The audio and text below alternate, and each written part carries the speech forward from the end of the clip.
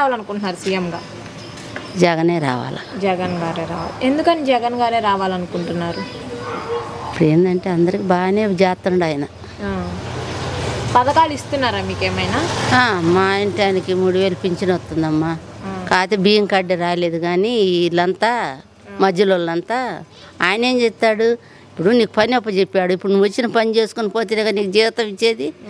అట్టానే ఈ ward councillor సరిగా అదేమంటే ఇస్తామని అంటున్నారు. కానీ ఇంతవరకు ఇలా 20 ఏళ్ళు అవుతుంది ఆయనకి అట్లా వచ్చి. పింఛన్ మటుకు 3000 వస్తుంది. నాకేమో మామూలుగా 45 సంవత్సరాలు 3 ఏళ్ళు పడ్డాయి. ఇంకా ఈ సంవత్సరం ఇంకా వేయలే, ఈ నెల వేస్తాడంట జనవరిలో. వచ్చినాయమ్మ పథకాలు. అదే మనం వచ్చినాయి రాలేదని అడిగి చెప్పుకుంటాం. బియ్యం వస్తున్నాయి ఇంటి ముందుకి, పింఛన్ వచ్చి ఇస్తున్నారు. ఫ్యానానికి ఆగి ఉంది. ఇప్పటికి మాకేం బాధ లేదు. ఇదివరకు పరిపాలన ఎలా ఉంది, ఇప్పుడు పరిపాలన ఎలా ఉందండి? ఇప్పుడు ఈయన వచ్చినా బాగానే ఉంది.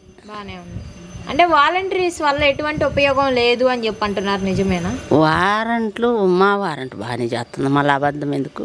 కాకపోతే ఆంటీ కార్డులు ఆర్డర్లు లేవు, ఈసారి రాస్తాము రమ్మటే అన్నాడు. ఆయన కూడా వచ్చాడు మా వార్డు.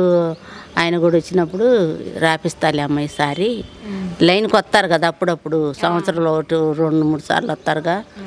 అప్పుడు చెప్పే నేను సంగతి అని తెప్పిస్తాంలే అమ్మ అన్నాడు బియ్యం కార్డు. మరి నెక్స్ట్ సీఎంగా జగన్ గారు గెలుస్తారంటారా? మరి అంత దేవుడి దయ, మన చేతులు ఏమీ లేదు. అంత దేవుడిదే, మనం ఏం చేయలేమురా నాన్న. అంతా ఆయన దయ. Thank you.